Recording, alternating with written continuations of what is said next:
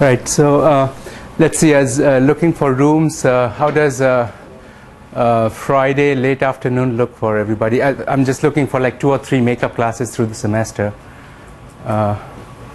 Friday late afternoon. Sorry? I think we have the room available after 4 p.m. or so, but it could be, depends, I mean, I like to have the makeup classes whenever it is. I mean, we'll probably have 2 or 3, but I want to make it so that everybody can attend. Yeah. Starting March 25th, I think we have like an AEC seminar. What time? 4:30 to 5:50. Okay. What after that? What about after that? Yeah. It's fine. Yeah, won't be too many. So, and so I think there. Not everybody's in the classroom, but I'll make sure that I have the room reserved, and I'll let you know when. So yeah. And okay, so let's kind of get back to what we're discussing. I want to just briefly stop, and since you are working on the, you have worked on the first assignment, if you have any specific questions or any doubts, I can kind of address them now before we move forward here.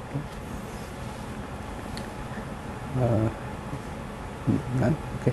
So as far as the assignments go, please turn them into my mailbox upstairs in the MSc office, right next to the MSc department office, just the second floor here. I have a mailbox, so if you can drop it off there, that'll work the best for me. Okay, so what we want to do then is continue from kind of the basics we have set up and build it up towards what I'm going to do is today and in the next class on Tuesday focus on the one of the most important aspects of the compound semiconductors, that's in ability to make very kind of nice designer heterostructures and such things with these materials, and essentially to be able to kind of quantum mechanically design the electronic states for optical properties, electronic properties. So that's where we are getting into right now. So essentially, how do we design, or what are the choices of the materials, and what sort of thicknesses, what compositions, and such things that we should choose to get a certain desired property. And that's where we're getting into right now. And that suggested, so from the books that I've suggested, Rockets Chapter 5 is all about, this tight binding or linear combination band structure. Hopefully you're reading it, because he has a lot more information there. I think he kind of does almost, he goes into a lot more details. For example, why is it that if you go to the top of the periodic table and look at semiconductors which are composed of, I hope this works, which are composed more of carbon or diamond or silicon or aluminum phosphide and such things, why is it that most of those are indirect band gap, and why is it that as you go down, gallium arsenide, indium antimonide, these are direct band gap? So he has a kind of base. If you understand the tight binding picture, he says that since the conduction band states, the conduction band edge states are coming from S-like orbitals, which are isotropic. So the more disproportionate the bond is, and the bigger the atoms get, the more this minimum shifts towards gamma point, or k is equal to 0, because it's isotropic. And isotropic means it has to be forced towards, so k is equal to 0 is kind of a long wavelength. It has no sense of which direction, it's a long wavelength. It doesn't have a sense of which direction we are going in, right?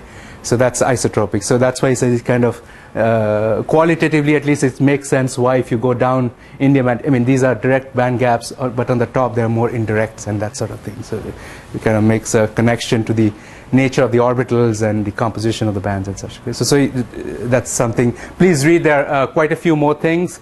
Cohesive energy, melting points, those things, structural properties. As you go up in the periodic table, the semiconductors are very strong, chemical bonds are very strong.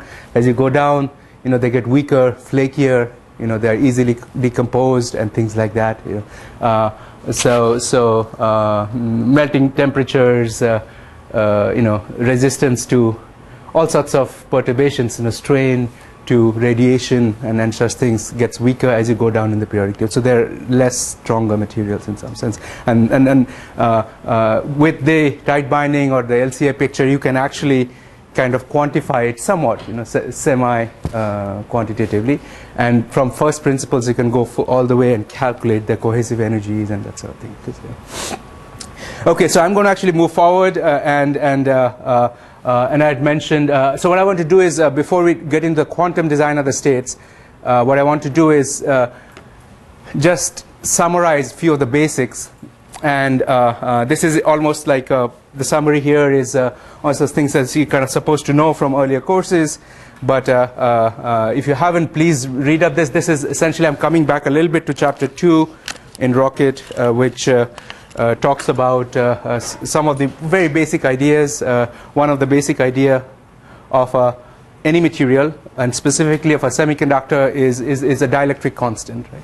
A dielectric constant of a material is I think you kind of understand why we are interested in a compound semiconductor course in this property, because all capacitance, right, is dependent on dielectric constant. That's the ability to sustain or to store electrical energy. Higher is the dielectric constant, more is the energy you can store. I mean, that's the idea, right? So that's the meaning or the origin of the word capacitance, the capacity of the material to store electrical energy, right? And then the dielectric constant plays a big role. What I want to talk about is, based on what we are learning now, can we say which semiconductor will have a higher dielectric constant, which semiconductor will have a lower dielectric constant, why? That's really what I'm really thinking about.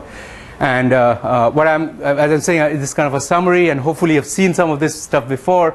But so if you look at the three properties we want to kind of summarize, well, two properties in some sense. The capacitance, for which we want to understand the origin of dielectric constants of compound semiconductors, of normal elemental semiconductors. Resistance, obviously very important, which has resistivity, which depends on transport properties. So we want to just brush up on basic ideas, and we'll go into more advanced concepts later. Inductance, which depends on the magnetic permeability and such things. Most of the semiconductors we are talking about right now in the course are not magnetic, but later on we'll see when you add, for example, a little bit of manganese atoms into gallium arsenide, you can make it dilutely magnetic. It can become magnetic. At that point, we might come back to this part, but right now we're going to just focus on R's and C's. And for the C, or the capacitance, as you can imagine, every electrical device, every photonic device is heavily dependent on both of these. So R and C design of both. You might think, oh, photonic device, why is it important to think about capacitance? It's actually extremely important, because when you build a laser, which is powering a lot of the communications today, you need to switch a laser on and off at 40 gigabit per second, 40 times 10 to the power 9 times on and off. So the capacitance plays a huge role, because there are RC delays and that sort of things. It plays a very big role. So obviously in electrical devices, you can see why it would be important as well, right? I mean, R is very important, and C as well. Right? So I'll first tell you the summary and then give you a very brief summary of the final result. Is that the relative dielectric constant of a material, which is, we're looking at a semiconductor right now. There's a rule of thumb which comes about from, like, perturbation theory in quantum mechanics and such. Essentially, we're saying I have a semiconductor, I have a certain number of electrons in the semiconductor. We're not talking about electrons in the conduction band as much as the total number of electrons in the valence bands, all three bands now. The heavy hole, light hole split off, and conduction band is almost empty. This makes sense. So in the total valence electrons in the semiconductor, which means, this one, there are two of those, and then this one, all of those, that's the electron density we're looking at. And you have electric field that comes in at a certain frequency, for example, and the question is how much can the electric field get screened because of the presence of the atoms of the semiconductor. And obviously, as you can see, if you have atom and electron cloud, you have electric field, the electron cloud will displace, right? because the electrons are much more nimble, much more faster in response than the much heavier nuclei, right? So they deform. So if you have electric field that way and electron cloud around, so electron cloud gets stretched out, but the nucleus doesn't change too much. I mean, it's rigidly bound. There's a little bit of atomic displacement, but we can kind of, so there's an atomic polarizability, which is due to nucleus. And then the electronic polarizability, the electron cloud. We are looking at the electron cloud because that is the dominant response here. And if you take that electron density and you calculate this quantity here, this is the mass of the free electron, not effective mass and all that. This is called the plasma frequency. So this is, if you adjust electrons, no atoms, and then you, or electrons in a metal, and you apply electric field, the whole electron cloud sloshes back and forth as the electric field oscillates, right? It is in response. This is a plasma frequency. And you plug those things in, and you know the band gap of the semiconductor, right? So h bar, Planck's constant times plasma frequency, is the energy band gap of the semiconductor that you know, and relative dielectric constant goes like that. So 1 plus, so 1 plus this plasma frequency over a plasma energy quantum h bar omega divided by the band gap squared. So from here right away you can say, and I'm not deriving it, I'm just saying that this is a relation, and you can go in and try to derive it or read up on this if you are interested. As the band gap increases, the dielectric constant goes down. That's really the end game of it, right? So as the band gap is going up, most of these semiconductors have almost the same number of electrons. It's really, the number of electrons is not very different in between silicon or indium antimonide or gallium arsenide. Because remember, I'm talking about the electrons in the valence bands, not in the whole, not the core levels. I'm not talking about the core levels at all right now. Okay? Yeah. So as a result, for example, if you look at a large, as you said, gallium nitride is a large band gap semiconductor. Silicon is smaller, 1.1 eV, 3.4 eV. And then if you go down, so indium arsenide, or let's look at indium arsenide, for example, or antimonide. So that's like, I forget, 0.3 or 0.2 eV, something like that, right? So the dielectric constant, the relative dielectric constant of GaN is about 9, of silicon is about 12, and here it's about 17 or something like that. So this is almost twice of that dielectric constant. It's almost twice. And so, and this is a qualitative relation, but actually you can make it quantitative and use the numbers and plot it. Okay? And I hope you kind of make a connection that if you have, so if you have a material and you apply an electric field externally, then from your Maxwell's sort of equations, you know that if I had vacuum, I would have a displacement vector that would look like that, right? From vacuum. If I had no atoms at all, no matter, then this is how a displacement vector is related to electric field. But the whole point of introducing displacement vector is you want to consider what happens inside matter, right? And so then you have another term here. Right? Another term, what is that term? That term happens to be written as epsilon 0, again just for simplicity, times what we call as electric susceptibility. How susceptible are the electron clouds and all that to deformation? This electric susceptibility times electric field. Right? And generally what we'll do is take this and combine the electric susceptibility times electric field, and this is what we call as our relative dielectric constant. Right? And you can see from here, from the empirical Morse relation, that the susceptibility is just that, kind of plasma frequency over band gap squared. So that's how it looks like that. Yeah. Now that's really, as you can see, I mean, you need atoms and matter, which gives you this, and you can go down to the very depths and calculate all these quantum mechanics. You can calculate this for a hydrogen atom, where you have electron, and then apply electric field. How much does it? What is the polarizability? What is the susceptibility of hydrogen atom? And so on. But what I want to just point out right now before we move forward is this is not all. We are going to see that there are more terms, as you might have seen in maybe some other courses. For example, if it depends on the material. If I have a let's say I take gallium nitride, which is a compound semiconductor, we'll see later that this material, gallium nitride, because of its crystal structure, which is word side, It has it's a uniaxial crystal structure. It has a preferential direction in which the crystal grows. Not only that, if you take the crystal and you're, if you're looking at one in direction, and you turn it upside down, things change completely. It's not, inversion symmetric in some sense. Yeah. So because of this broken symmetry, what you have are other terms. For example, you have a spontaneous polarization term that appears here. So spontaneous polarization, these are basically just like a magnet. All electric dipoles get aligned inside it. And if you strain the material, you can have what are called these, piezoelectric effect because of strain.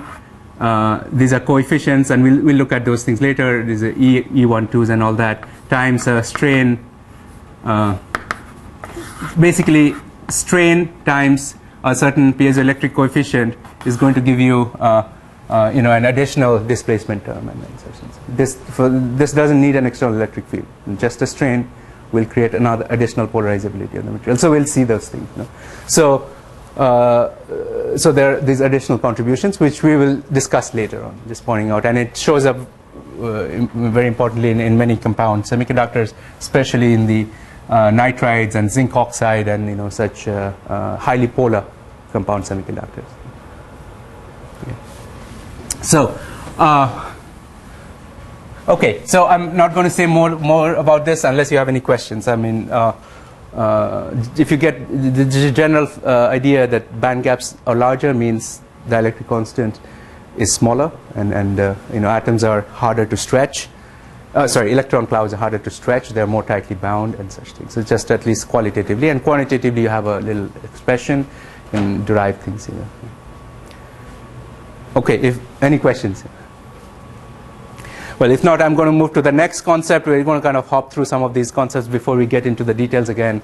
Second concept is the density of states. I had already kind of discussed what the density of states would be for, the idea of the density of states, essentially accounting the number of allowed electronic states, right?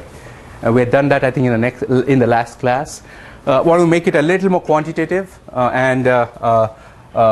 before we make it quantitative, let's look at, for example, how does the density of states look for the valence band of, say, so this is for silicon, the valence band. So you have the light and heavy holes, the split off band, and then there's the more deeper valence band, right? So there are 4. And you have done that procedure. Remember, we are counting, the number of states, and after doing it numerically, this is the density of states. You see, it has, no clear functional form, and as you see, if you have all these kind of points where you have they're called critical points, where you have maxima, very sharp maxima, and such things, and you see there's a peak here because you're kind of adding more bands and things like that. So the more bands come in, and so suddenly you get a peak. And the density of states which we'll be interested in are the ones which are very close to the edges of the band, and for some purposes, primarily for transport and photonic properties, electronic photonic properties. But this is the whole density of states, and I think you would realize these are, because these are the valence band, all of them are filled. Those states are all filled, and you'll have something like that for the conduction band and all that, right? But if you look very close to the edge of the band, maybe edge of the valence band, top, or the bottom of the conduction band, let's say for a direct gap material, I think we have already said that any maxima or minima of any function, if it's smoothly behaved, you can always fit a parabola, right, to the maxima or minima of any function which is smooth, and that curvature is the effective mass. I think we kind of have talked about that, right? So the curvature of that is effective mass. So for the conduction band edge, for example, I can write that E of k minus the conduction band edge, which is this edge, the minima of the conduction band, and that's the maxima of the valence band, right? Since we are going to write it as a parabola, the minima, you can write it as h squared by 2m times k squared, where k is the wave vector, 2 pi by the wavelength of the electron. So you can write it like that. And similarly, you can flip it around and write here that EV minus E of k, kind of, where energy goes. So you can flip it around and write it for the valence band too. So I'm not writing that here. Just for the conduction band, I can write it like that. And now this relation, if you can write this relation, you can write your density of states analytically now. Right? You can write from here. You can write the density of states. And I just want to, I just will do it once and then give you in the next assignment problem a couple to play with.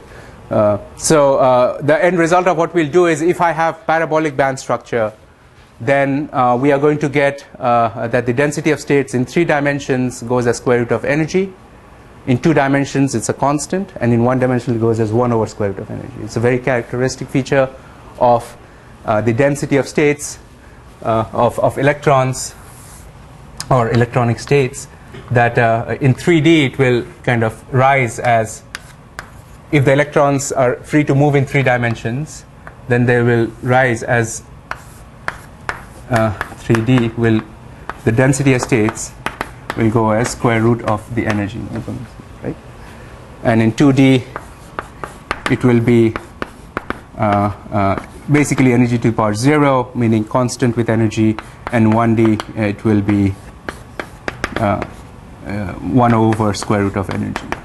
When I write it, I think you can see it's a qualitative thing, because right away you can see it must be E minus EC for the conduction band, right? Because there is no density of states below the edge, right? So it's abrupt rise, right, and so on.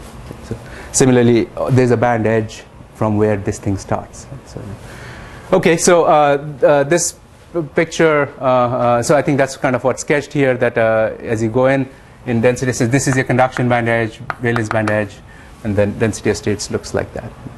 And here, at this stage, we can make a, for 3D, we realize that the k, which is the electron wavelength, can vary. The electron is, if you look at a 3D semiconductor, let's say, gallium arsenide, and we're looking at a whole, big chunk of a wafer, for example, and we're looking at an electron state here, and saying, well, I want to find out what k's are allowed for that whole, the electron that can move around in the whole crystal, right?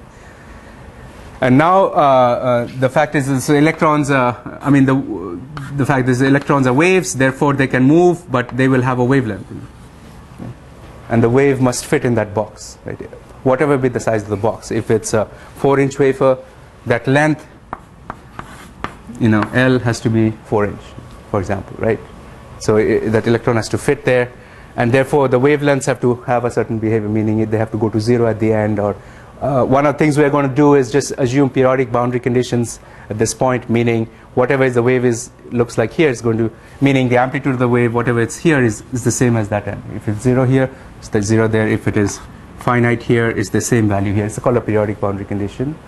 And for bulk properties, that's pretty good. All that I'm saying is, let me just say that again, if your wave function of the electron would look like that, then the boundary conditions tells you that e to the power k at any x, let's say this is, I don't know, this is x, at any x, if you go a length L forward, you come back to yourself. The wave function comes back to itself. So that's called a periodic boundary condition. If you translate by L, you come back to yourself.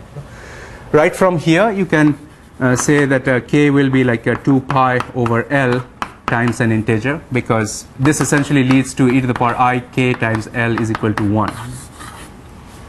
That's what it leads to. And e to the power I theta is equal to 1 means you're, this is a phase of a function and you're on a unit circle, right? Right? And so I think from here right away you can see that the angle here, the phase, can be either 0, because this is the point where you're 1, 0, and this is 0, I, and so on, right? This is the complex plane, and we look plotting this function, right? And so here it's 0. Only here is e to the power I theta equal to 1. Everywhere else it's something else, right? So so theta is 0, would correspond to n is equal to 0. Then you go around and come back once, that would correspond to n is equal to 1, and so on, right? These are integers, right? And therefore k is given by these quantities, 2 pi by L times n, where n is an integer. right? And n can be 0, it can be -1. So basically, it can have all these values now. So that's basically the heart of quantum mechanics. This is the quantization appearing because you're fitting waves to a finite size. And this is exactly what we'll look at a little bit later today towards the end of the class, where you are going to design quantum wells to get red wavelength or blue wavelength in your transitions. This is exactly the design procedure too. You're going to fit waves again into a much smaller dimension. Instead of 4-inch, you're going to put it in 4 nanometer now or something like that. So it's the same procedure in here. Okay, so because k can appear like this, and now we're talking about 3 dimensions, you can see now that the k can be along kx, ky, kz. There are 3 dimensions, three orientations in which the electron can have momenta. Therefore, the whole of k vector looks like this: 2 pi by L times 3 quantum numbers, nx, ny, and z, where all 3 of them can be -1, -2, -1, 0, basically any integer, positive, negative.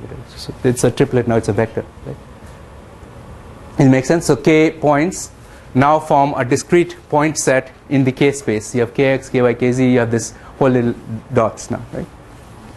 Make sense? So this is, and the density of states, remember the game of density of states is between 2 energy levels, E and E plus dE, how many states are there?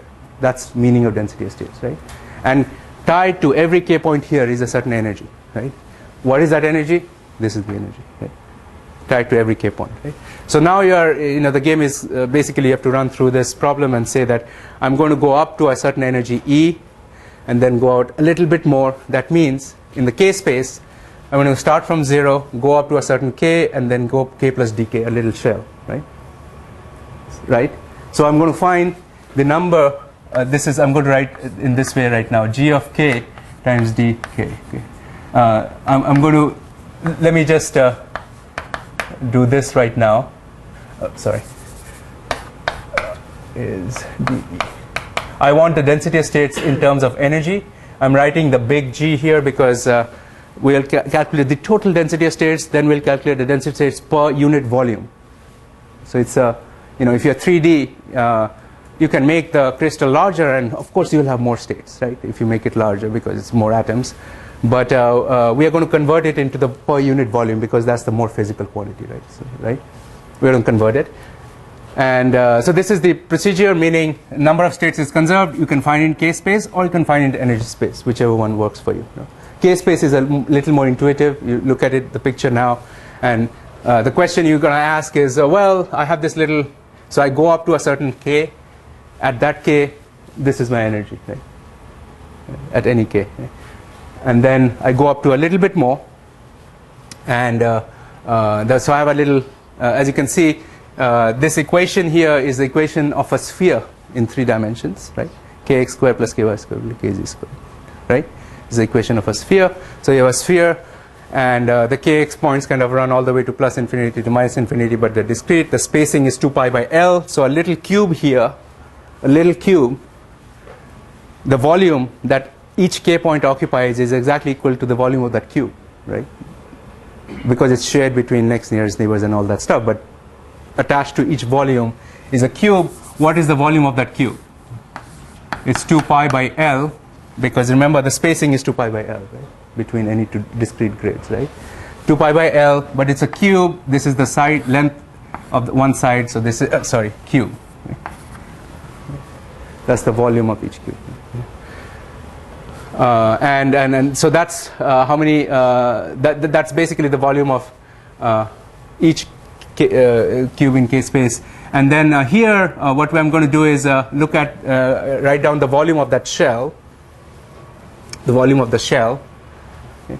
Because you see, how many states are in that little shell is the volume of the shell divided by how many states per unit volume. This is the volume of each point, right?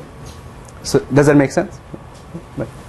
And what is the volume of a little shell? Well, that we know, it's 4 pi k squared dk. Right? 4 pi k squared is the surface area times the thickness is the volume. So volume of the shell divided by volume of each k point is equal to the total number of k points. So that's the total number of states you have in between those 2 shells. And actually that is not all, because I think we have seen that some semiconductors can have multiple valleys, and all this stuff is going on in each valley. You remember graphene has K point and K prime. These are degenerate states. Right? So there are two of them, copies of them, right? So we know, if we know what is the valley degeneracy, we add the valley degeneracy, if we know what it is. And the other thing is every state can hold two spin states up and down. So we also add the spin degeneracy here. Right? Okay. Spin degeneracy times valley degeneracy, because that's the multiplicity of how many of those things do you have in parallel in K space. And that's really the relation we are after in 3. So that is that clear? Again, I'm going through this in a little bit because we're going to use this in the design of quantum wells and all that very soon, and probably you have done it multiple times in solid state and other courses. But any questions? Yeah. Can you explain GV again? GV? Oh yeah, okay. So what I'm saying is, let's say I have a semiconductor like boron nitride, which you did in this assignment. There is one at K point, but there's another valley in the first, in the billion zone. So if you have multiple valleys, here, for example, the GV becomes 2. So you have how many states are there? How many shells are there? There are 2 of them in different points in K space. Does that make sense? So you got to multiply that. So all it means is if I have multiple valleys at a certain energy, if I have 2, then I have twice the electron capacity. I can keep twice the electrons. If I have 6, like in silicon, conduction band valley degeneracy is 6. So you can have 6 times the, 6 copies of this. So your GV will become 6, for example. Okay, so and then from here, the rest of the work would be relatively straightforward. So for 3D, remember the dimensionality is entering here. So if you had 2 dimensions, you would not have a volume, you'll have a circle, and there will be 2 pi by L squared, right? Yeah. That's the volume of the cube, or? Yeah, so that's the volume of, if you look at K space, right? These are the discrete grid points. Yeah. Here's the equation for them, right? And this is the volume of each cube, the smallest unit. Yeah, each little cube here is. Within the shell? Yes, yeah. The shell is actually, let's see, so this is kind of drawn a little disproportionately. If your length of the crystal is very large, say, 4 inches L, right? Then the spacing here is very small, 2 pi by L, very small. And here it's showing as if the volume of the unit cube is of the order of the volume of the unit shell, not quite. Actually the shell, thickness of the shell is much bigger than cube. So there are many cubes inside each shell. So we're kind of discretizing in that sense. Does that make sense? Okay. So, okay, so this is where the dimensionality enters. And obviously here you also have dimensionality because you have kx squared plus, if you have 3 dimensions, ky squared plus kz squared. If you have 2 dimensions, 1 less. If you have 1 dimension, 1 less. You can only move in 1 direction or 2 directions, right? Similarly, the volume here, the sphere here becomes a circle, and then in 1D it becomes a line. Make sense? So this is a quantum wire, or a nanotube will be a line. A quantum well will be a circle, and so on. Okay, so and what we are really after here is the density of states. And basically at this point we want to find this quantity, so we want to convert all the k's into e's, and here's the relation to do that conversion, right? So here you take dE by dk, that is m. So I forgot to say. Remember, we are not using the free electron mass, but the curvature here. So that's the effective mass. So what you get here is m star. dE by dk will be h bar squared. Taking if you take a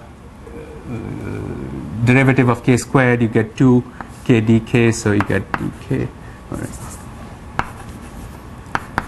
So there'll be a 2 in the front, but they will cancel with the 2 in the denominator. That's what you're going to get here, right? Just d by dk. And so you can basically flip it around, take dk by dE, and that's going to be m star by h bar squared by h bar squared, right? And just rearrange this a little bit. What I'm going to do here is take the volume L cubed here. That's really what I want to do. I want to find the densities per unit volume. And so this is what we now call as our density of states, which is typically written in books. It's the density of states per unit volume, small g, per unit volume. And then on the left-hand side, you have all this stuff left over.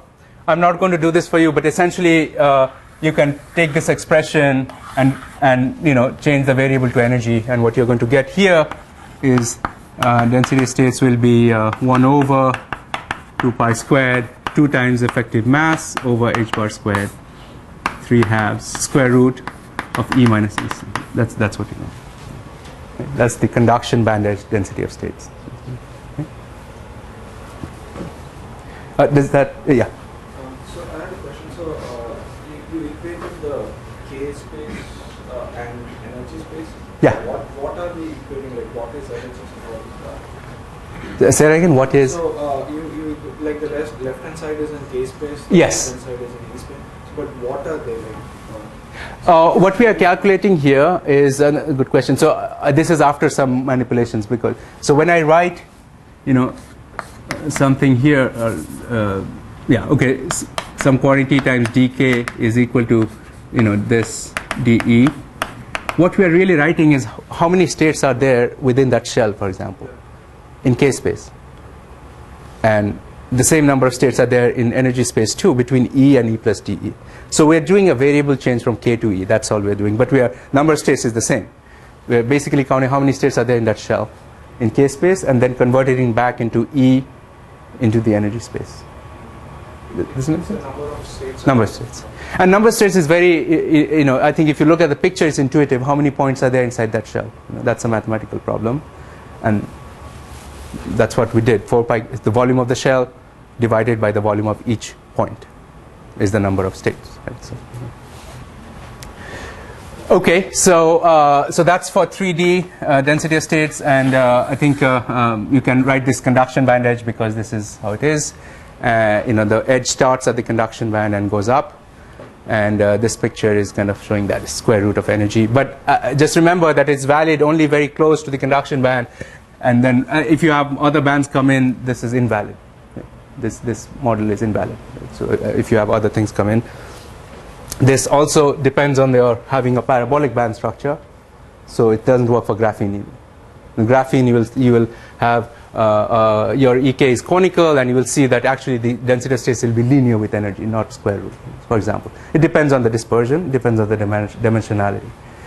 Dispersion is E versus K. Now for 2D, I think you can see from here, I'll do the same business. Sorry, I think I forgot to include this. This is important. I should have the spin and the Valley degeneracies here, GS and GV, and this is your full-blown density of states now. Similarly for 2D, I think you can see what will change is spin, Valley, and instead of a volume in K space, you'll have a 2D circle and a little strip around the circle.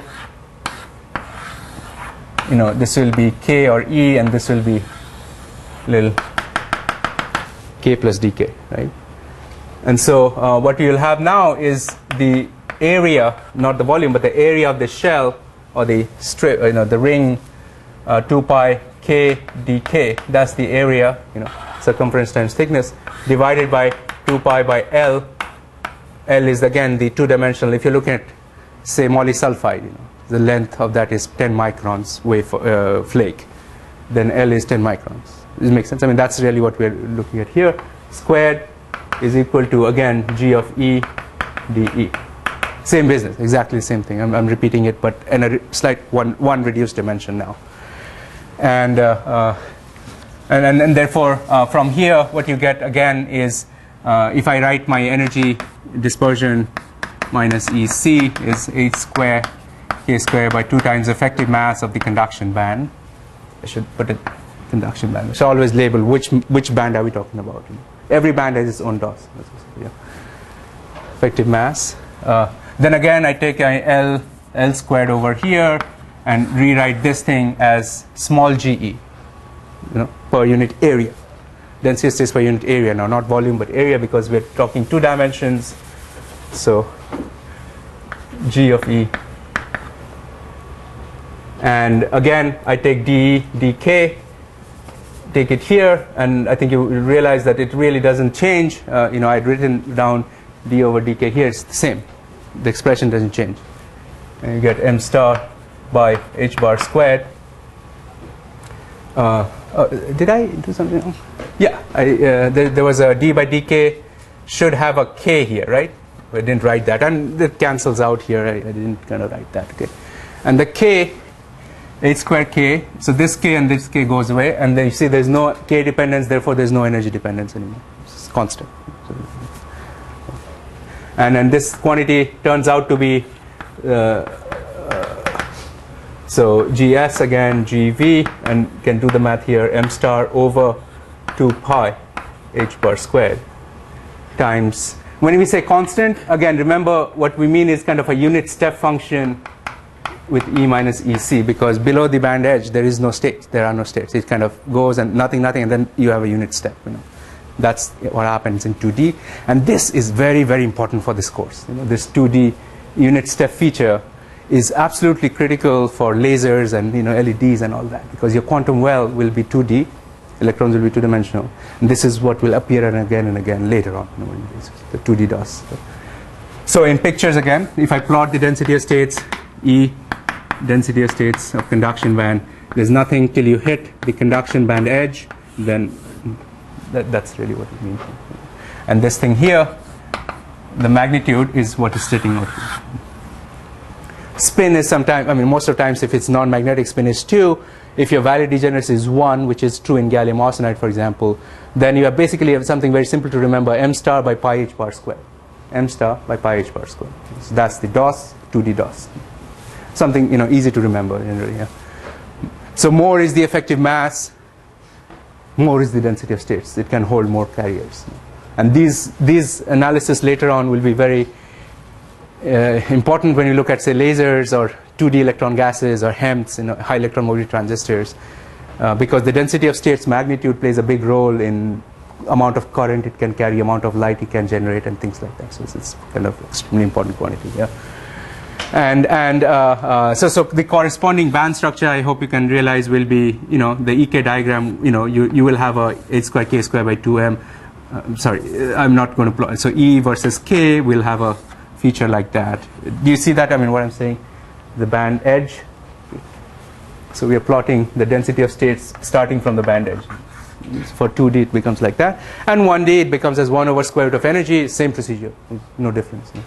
You count in a line now instead of a circle or a volume. I think I spent a little bit more time on this, but any questions here?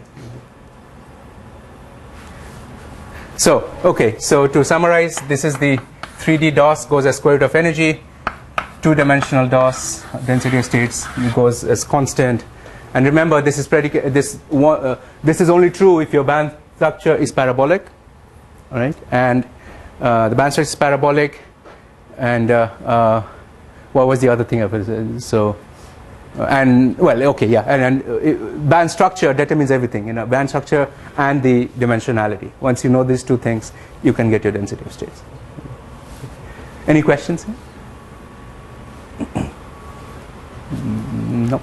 Okay. So once you know the density of states, the next question is, yes, those are the states that are available.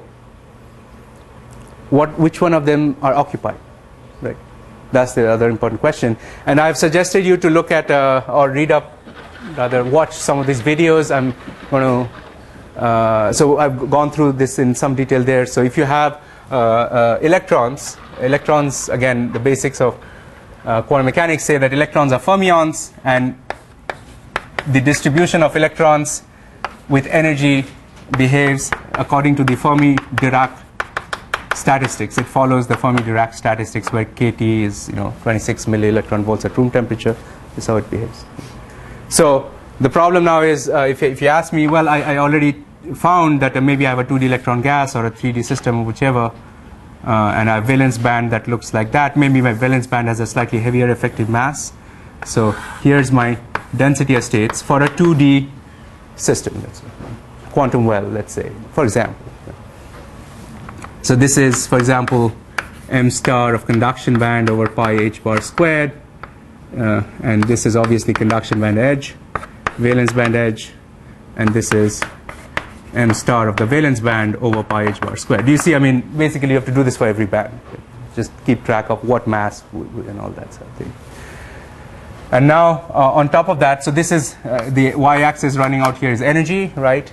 And now the question is, tell me how many electrons are there in the conduction band, or how many holes are there in the valence band, or how many electrons are there in the valence band. I mean, right? So that question is answered by looking at it. The energy is here, and clearly the only thing you need, the two things you need to know. One is, what is my temperature, right? That I think is experimentally controlled. The one that's a little trickier is what's my Fermi level, this Fermi energy.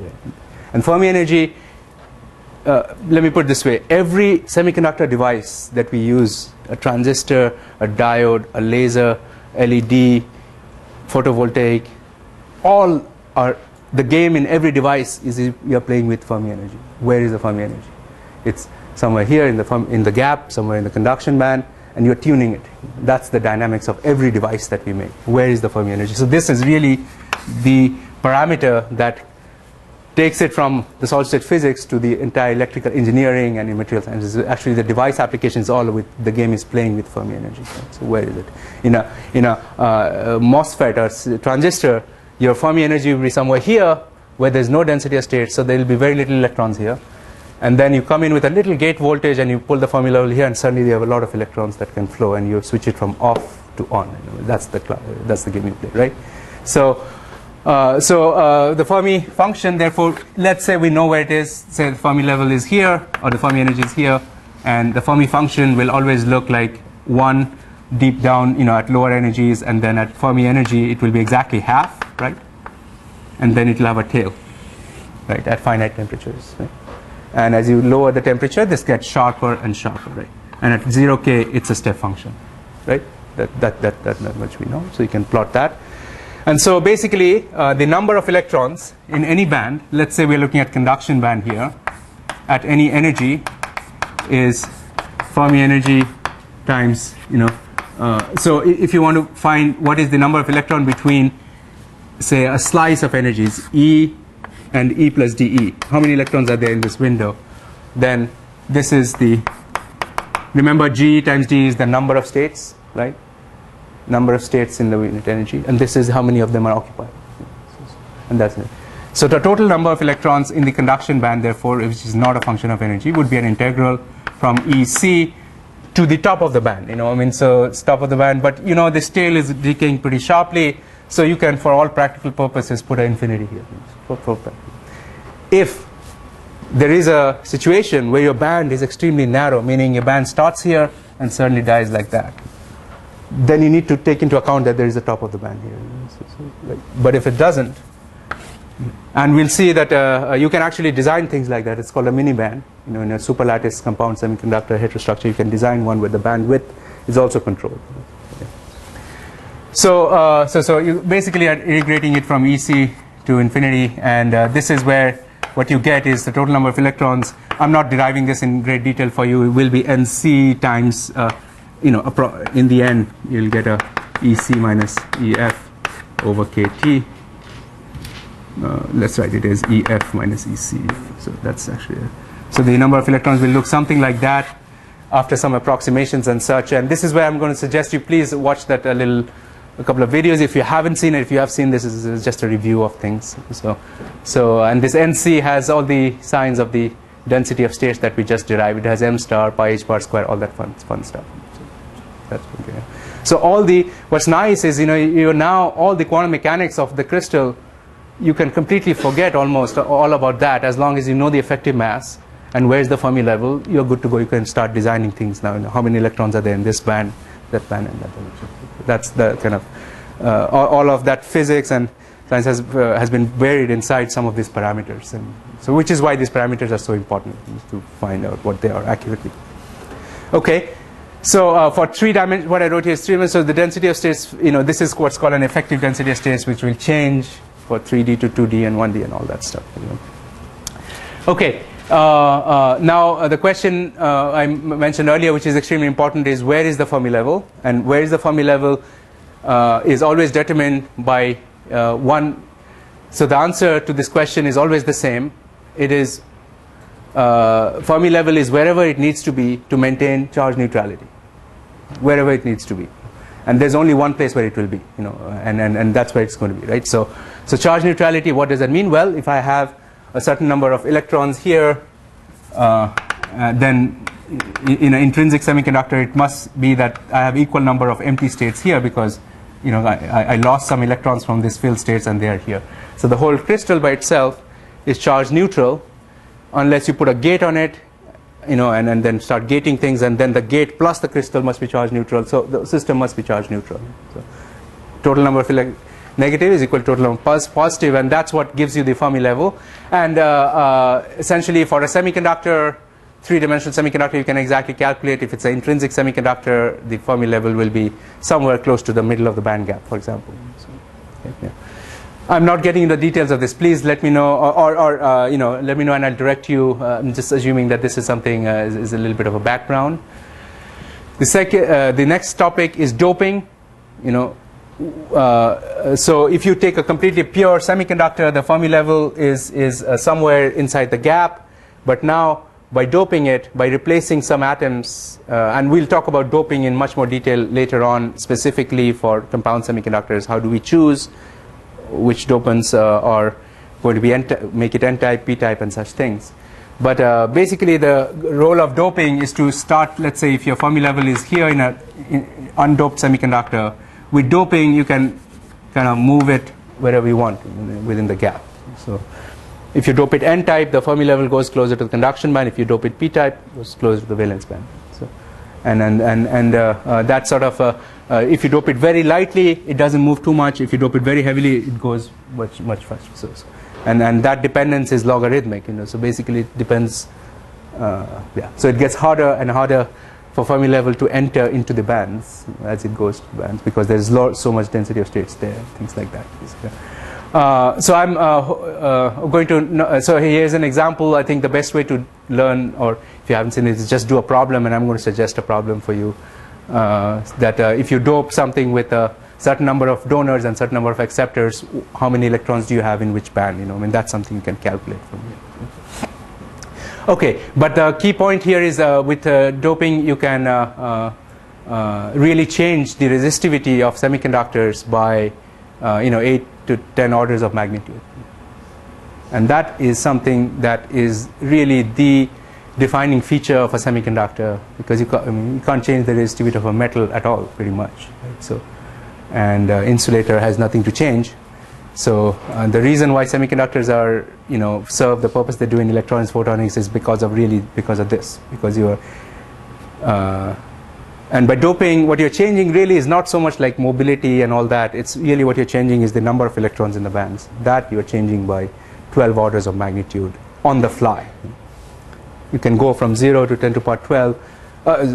You can go from very low carrier density to 10 to the power 12 times more carrier density in a fraction of a picosecond. That's really, really fast. And you can imagine there is nothing else that I know in low energy systems where you can make that big a change in so fast. And that's the key behind why they have been so successful in applications. So you can change the carrier density by huge amounts and with very small energy and extremely fast. So that's the key. Yeah. Okay, so actually, what I wanted to say, one more thing before we, as you see, I'm doing a summary here. As you dope something heavier, you get more carriers, but then a lot of impurities too that will scatter the electrons, right? I mean, every dopant is something which is, which is breaking the perfect periodicity of the crystal. So therefore, there's scattering, and therefore the mobility is typically will go down as you increase the doping. I think it's not showing up clearly here, but general trends are that a mobility due to doping will go as 1 over the doping density, or impurity density, if you mind. If the it goes as 1 over the doping density. If you go from 10 to the power 17 to 10 to the power 18 per centimeter cube doping, then you get a hit in factor of 10 or so in the impurity scattering limited mobility, rough order of magnitude. And these have been tabulated and measured for many semiconductors. As an example, silicon has actually a pretty good mobility of slightly above 1,000 centimeters square per volt second. And the parameter that plays a big role is the mass, or the effective mass. If you go to indium antimonide, the mobility at room temperature is actually close to 80,000 centimeters square per volt second at room temperature. And that's because its gap is so small, the mass is very small, and therefore their mobility, electrons are very light in a certain sense, and they can move much faster. I'll come back to transport in more detail later. I'm just doing a quick overview because we're going to kind of call upon this through the course. Okay, good. So just as a, again, very quick overview, what are the things we need to know? We need to know the band structure, which we spent pretty much all of earlier classes. Today we talked about some ideas of dielectric constant, epsilons, and then we talked about density of states, very important concept. We talked about statistics, which is essentially Fermi-Dirac statistics of electrons that are used to fill the bands or empty the bands, make holes or whatever.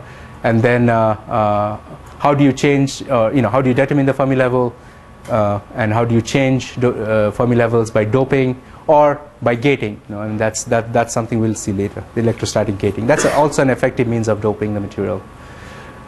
And as I was saying, I mean, the traditional bulk semiconductors, maybe I should just say this story. It's actually very interesting. You might think, so doping in semiconductors was, like most things experimental, they were discovered purely accidentally, serendipitous discovery, because actually doping was discovered before people understood the band structure of solids. And I mean, that's, and already people had, so this is, let's see, Russell Owl, who was in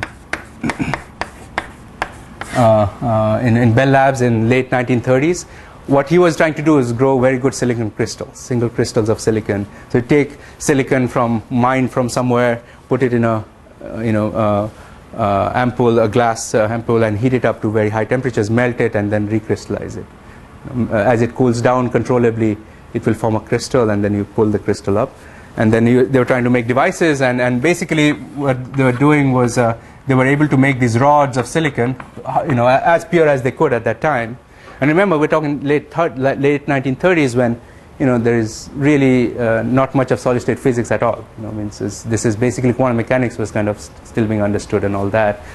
And but by that time they were able to see that they will form these crystals, and then if they put metal around it, contact, and try to measure current, it will go in a certain way.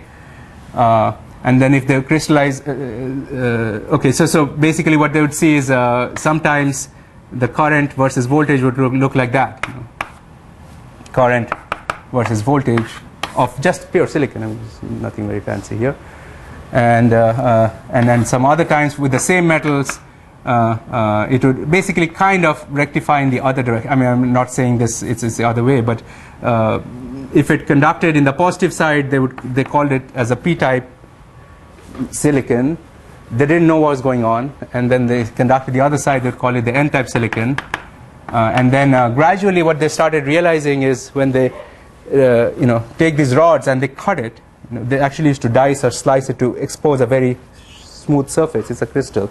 Dices along a plane, and they could detect very faintly the smell of with the nose, actually not even with the smell of phosphorus atoms. They detect it, and it turns out that the human nose is extremely sensitive to phosphorus. It's very and it's actually much more sensitive than many of the tools that have been built till now. Somehow nature has made it that way. So, and then they realized that there's something going on with the phosphorus that is making it this kind, is n-type. So, and then they intentionally, as they melt it and recrystallize it, they essentially in that melt put phosphorus at, a little bit of phosphorus, and then they could reproducibly do this. And then they, at that time already they said, look at the periodic table, phosphorus is just to the right side, right, of silicon, and so it clearly has one extra electron. That much we know, right? Phosphorus has one extra electron. And so they said, well, again, qualitatively, what will happen if we add boron? So they tried, because we go to the left, and it has one less electron now. So that's what gives you p-type. It takes away an electron from the valence band. gives you a hole, right? So, and then indeed, when they put boron into that melt, they get this, what they call p-silicon. And then obviously, why do you stop there? And then they intentionally, for first part of it, put phosphorus, the rest of it put boron, right? And then they measured it, and it had obviously a very strong rectification, extremely strong rectification, and that's the first p-n junction. And this was, again, very serendipitous that somebody actually switched on a light nearby, and they suddenly see there's a huge voltage, you know, so it shines, somebody shines light in the lab on it, and they see a voltage even when, you know, they have not applied anything. So it's open, basically, when you shine light on it, it shifts to this point, you know, it generates a voltage now. Okay? So this is the first solar cell as well, based on semiconductors. So they discovered all of this before, you know, quantum mechanics and all that came in and said that, oh, this is what's happening. This is all very interesting. And today, obviously, we have a better way of choosing which dopants to go for. But truth be told, still, it is very serendipitous. Even all of quantum mechanics gives us rough guidelines. But still, it's been a very interesting thing that, for example, gallium nitride was a big, you know, people tried very long to make it p-type. You typically think, well, if I replace gallium with zinc, it should work, but, you know, it kind of doesn't quite do that. You know? So it's, or if I replace nitrogen with silicon, it should work, but silicon always goes into the gallium side. It doesn't want to go into the nitrogen side of the compound. Therefore, you always get n-type, not a p-type. So these are the games you can play. And now we obviously understand what was going on, but what I'm trying to say is these things were discovered way before the way we are talking about right now. There was no, okay, yeah. Just to keep that in perspective. So, yeah. And obviously they kept it very secret for very long because this was, you know, patent, and, you know, this is big business, right? So, and then the not understanding it at that time was not an impediment to making money. So that's interesting. Yeah. Well, okay. Okay. So all right, we have about 10 minutes today. So I want to come back. So that's a summary. It's a very quick summary. I hope you can pick up these things, because I'm hoping this is kind of a prereq sort of thing for the course. And if you have any questions, please come by. I'll discuss this in detail with you or point you to the videos. Actually, one of the videos for the class I taught last summer has this in reasonable depth. So if you watch it, it should be fine. Yeah. Okay, so coming back to compound semiconductors, we had just about started looking at this in the last class. And I mentioned, so we have gallium arsenide, aluminum arsenide, this kind of a lattice match system. You have band gap variation. So you have this whole zoo of, a lot of variety of materials you can use for several applications. And then there's a gallium nitride, and that kind of spans the entire visible spectrum. And what I want to do today is say that, let's say I choose, remember we're talking about there are these important material families. Gallium arsenide is an extremely important material family because you know, you can, various things, you can grow bulk crystals of it, reasonably large single crystals or wafers of gallium arsenide, and on top of it, whenever you see a vertical line here, that's very exciting, because that means you can grow any of these alloys all the way from gallium arsenide to aluminum arsenide with any composition in between with almost no strain. The lattice constants are pretty much the same, so you can grow the whole thing. It's a very nice property, extremely important property of compound semiconductors, that you can grow something on top of another and change the band gap, change all these things, and still not have any defects. It's a very, very important quality of some. So the indium phosphide is therefore another very important material, because in indium phosphide, what you can do is you come down here, you can grow indium. So hard to see, but this gallium arsenide is indium arsenide, and you can choose the right composition somewhere in between here of indium gallium arsenide. It's an alloy which has a much smaller band gap than that. So you grow indium phosphide, then you grow indium gallium arsenide, a very thin layer, 2 nanometer, 4 nanometer. So quantum well, and go back to indium phosphide. So you get a huge dip and then go back. You know, so that's a quantum well, and that particular structure is today the fastest transistor in existence. You know, the fastest transistors I mentioned in the first class, about 1 terahertz. That's an indium gallium arsenide channel FET that uses on an indium phosphide substrate. For example. So, and we are going to look at some of the structures, particular structures, very soon. Obviously, the other very important structure is gallium nitride. And if you choose to grow on gallium nitride crystals, and then you want to grow aluminum nitride on it, you can see there's a mismatch. It's not quite on top of each other. this slight mismatch. And what happens if you grow thicker is something we can discuss now. So just as a summary, major 3,5 semiconductor material families, gallium arsenide is one major family, indium phosphide is another major family, and 6.1 angstrom material, which is 6.1 angstrom as the name says, gallium antimonide, indium arsenide, aluminum antimonide. There's a little traffic here in vertical direction, therefore that's also important. But it gets flakier, as you know, the band gap is smaller. These are heavy atoms, therefore it's structurally not very stable. It has very nice transport properties, very nice, but structurally, so it's it degrades faster in some sense, if you want to think of it that way. And then obviously the gallium nitride one, which is out here. So if we grow aluminum nitride on top of gallium nitride, and we're going to come back to the energetics of this later parts of this course. If you grow aluminum nitride on GaN, the lattice mismatch is about 4 to 5%, and therefore what happens is as you grow thicker and thicker, at some point the lattice constant of aluminum nitride is smaller than the lattice constant of gallium nitride, so it kind of gets stretched out, right? So it's smaller, so it gets stretched out mechanically, and at certain thickness it's going to crack or form defects. And so for example, you can grow to a certain thickness, and the rule of thumb is the thickness to which you can grow is typically of the order of a lattice constant by twice the strain, which is the lattice mismatch in percentage or dimensionless. So if your lattice constant is 3 angstroms and the strain is 1%, so you can grow 3 over 0.02, right? So something like that. So that would be maybe 15 nanometers, for example. So you can grow 15 nanometers. This is a very rough rule of thumb. Those of you who have done a lot of material science will know this is called the Matthew-Blakesley relation for critical thickness of strain layers. And this is obviously oversimplified form of that. But we're going to look at Matthew-Blakesley after second half of the course when we talk about some of the thermodynamics and energy arguments here. But at this stage, this is a nice thing to remember. As a result, sorry I didn't show that, but if you look at germanium has a band gap of 0.6 eV, so it's about here, and the lattice constant is almost lattice matched to gallium arsenide. Germanium, almost lattice matched to gallium arsenide. And that is very interesting. Sorry, where did we go? The germanium, and you can see kind of interesting, it's basically right in the middle of gallium and arsenic, so it's not that big a surprise. And similarly, aluminum phosphide is kind of lattice matched to silicon, or kind of. So it's sitting in between, and it's almost lattice matched. Because germanium and gallium arsenide have almost the same lattice constant, and also, just to be clear, so I'm saying germanium has 0.6 eV, it's here. Gallium arsenide is 1.4 eV, it's here. And then you look, there's another one, which is indium phosphide, gallium phosphide. This point here is indium gallium phosphide in gap. That's what it's called. So what I'm saying is I have germanium, I have gallium arsenide, I have indium gallium phosphide. And what I'm claiming now is you can grow this as much as you want. You won't crack or form defects because they're almost lattice matched.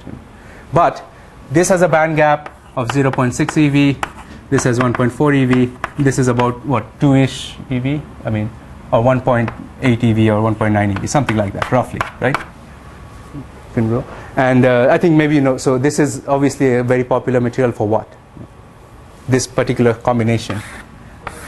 Yeah, exactly right. This is the highest efficiency solar cell in existence today. These things are pushing close to more than 40% efficiency. Why? Because you are absorbing light of 0.6 eV here, and basically your light comes in from the top, right? And only the 1.8 eV ones get absorbed here. Then you absorb 1.4 eV. Then you absorb 0.6 eV. So you kind of, it's a tandem. It's called a tandem cell, right? And between them you have tunnel junctions. Tunnel junctions that basically morph a hole into an electron. They change an electron to a hole, and it keeps going, right? So this is the most efficient solar cells. Every spaceship, every satellite, going around the Earth, everything that has gone very far from the Earth has this cell because they need all the photons. I mean, you can't. For them, the cost of the solar cell is trivial compared to all the other stuff that they put in there, right? So this is what they use for all the space applications, and increasingly even Earth applications. This is very important because if your efficiency is high, you can use smaller area and get the same thing, right? There's always this cost and economics and thing, but these things work very well, and you can see the reason why, because it's lattice matched, and you have this whole range of band gaps as well, right?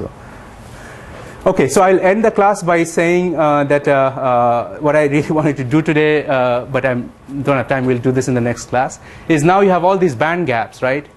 And you have all these band offsets between them, conduction band and valence band, for example, they have these changes in energy, right? Now, if you put them together, then you get these heterostructures. What I wanted to do, and we'll continue this in the next class on Tuesday, is I'm going to look at the simplest problem, which is the particle in a box problem, and tell you what are those energies if I form a little quantum well.